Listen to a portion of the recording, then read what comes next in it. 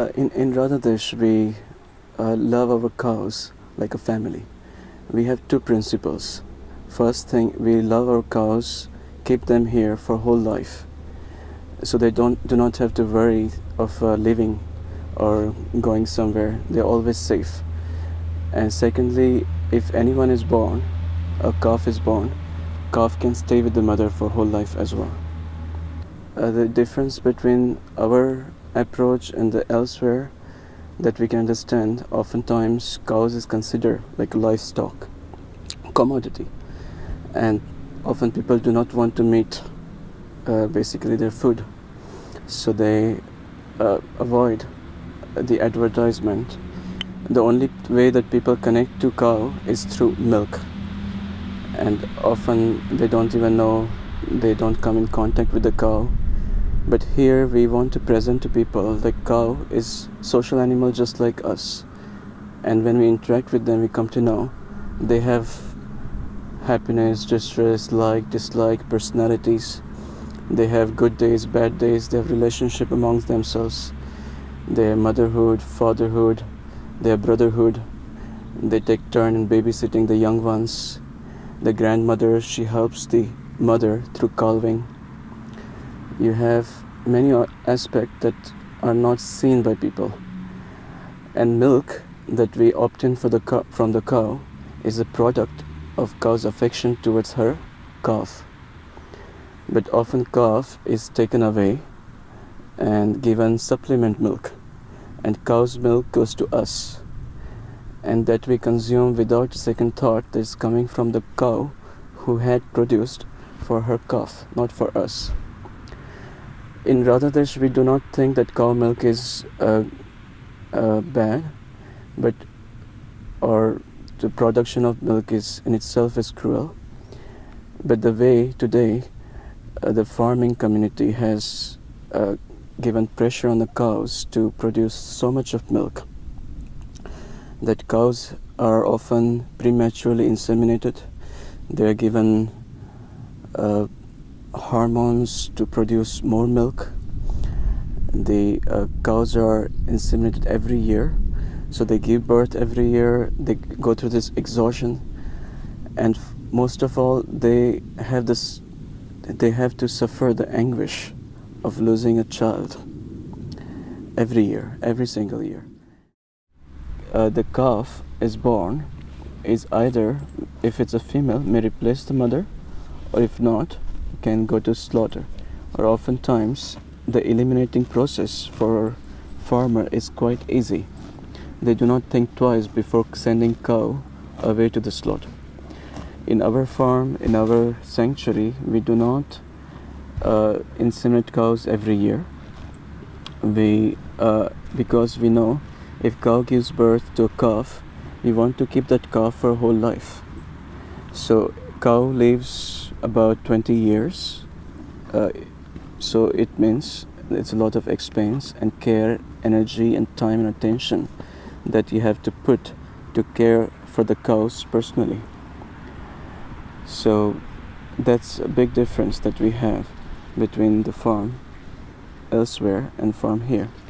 We are in a way a bit of a joke for many other farmers, because they think that why we would spend so much money and time, energy maintaining a cow for whole life. For them it doesn't make sense, because the dairy industry also helps sustain the meat industry. So all the cows born in the dairy industry ultimately end up in the meat industry. Whereas when we want to have cow, or we want to breed cow, we always think in terms of 20 years of lifetime. So every calf is born in our farm, she stays here for whole life, and that's a big commitment.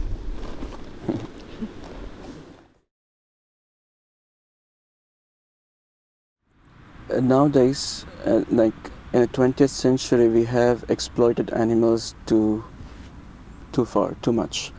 Whereas in 21st century, many people are aware of our exploitation of animals, And many people are raising their voices, there are people protest, there are activist groups, there are people lobbying in the governments, there are government parties who are taking the agenda of a climate change and many things.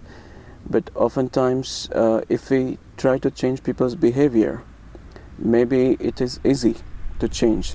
People may understand the cruelties caused towards animals, but whereas their values are to be changed first. Values are subtle and they do not change so easily. To change our values, people need to interact with animals. They need to come in close proximity with the animals. They need to learn that they are not much different than us, and we are not much superior than them. In many ways, animals are better than we are. So these values are caught.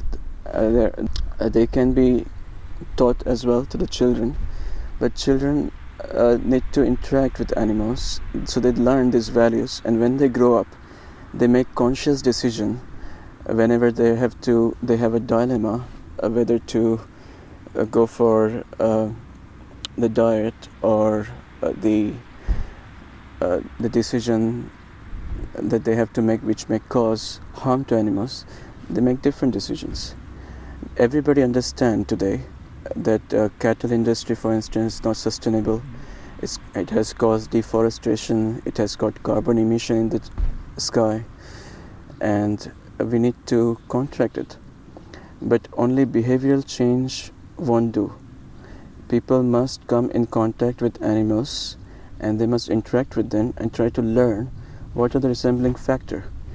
We have family, they have family, we love our family and they do love their family, and we must draw this resemblance and stick to them. And then when next time when you have a dilemma whether to choose in terms of policy making, in terms of dietary habits, we will choose the best possible option that would be hopefully give some relief to the animals. So the values are changed slowly by experience. People must come in contact with animals. Idealistic thinking is not enough, but people must see down to the earth and at the ground level what's the reality. So the animals which are put in cage, put in small spaces and not given chance to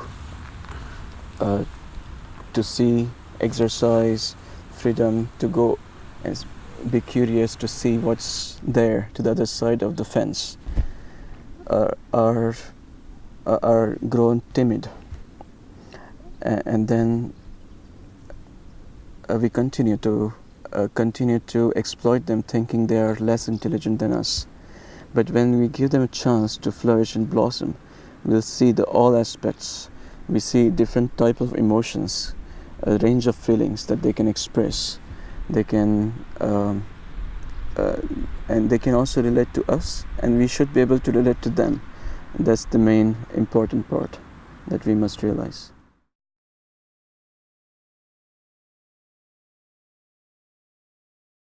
I was in India just 2 years ago, and I was in trekking expedition in south of India, in jungles, there in north of India, in Himalayas, and in the west of India, in desert. And during that time, I felt very close to the nature, and I wanted to be close to the nature. And I talked about environment, talked about ecological living, eco-friendly living. But then when over years, I discussed a lot about these issues, but I felt something was missing. That was practical experience. Practically getting my hands dirty, doing some gardening, caring for animals, that was missing. So when I started doing this service, it has given me a platform to talk, not only talk, but to experience for myself. So this experience of taking care of cows has added value in my life. So my first objective in taking care of cows was to add value in my life. And then I as I was started taking care of cows, I could see that I could add value in people I come in contact with. That they started to realize and be conscious about their relationship with the world and animals. Oftentimes I would see different activist groups would do amazing things. They were like, for instance, making bridges for animals on the highways. It's a huge investment, and many people are getting aware of it. What it says is that we do not share, we are not the only one on this planet. We share this planet with many animals, and animals have as much right to movement like we do. We want to reach out to the world, different countries, different places. Animals need to be able to at least have enough space. There's some choice, some options, some freedom to express themselves. So these things I became more and more aware. As I became more aware, as I became more involved, it became kind of a part of my lifestyle to talk about animals, animal welfare, meeting people from other like-minded communities, and just be a part of a change, no matter how small it may be, but it is a change. It is not a theory anymore. It has become a practice, which can make little waves maybe at some point. I come in contact with the people who may be able to do on a larger scale. That's something I'm optimistic about. I look forward to see this someday. Something may happen.